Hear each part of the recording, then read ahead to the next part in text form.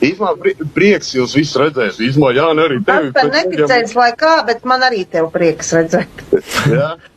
Jāni, īsumā pēc ilgiem laikiem arī tev prieks redzēt. Īsumā man prieks, ka tik pa laikam, kaut kā sanāk kopā visi un kaut kā pa bišķītim kaut ko, parunā īsumā. Jā, daudz starp mums ir, kā mēs kaut kur katrs meklējam tur taustam tos ceļus un domājam, kāda viņi būtu labāki un tā tālāk.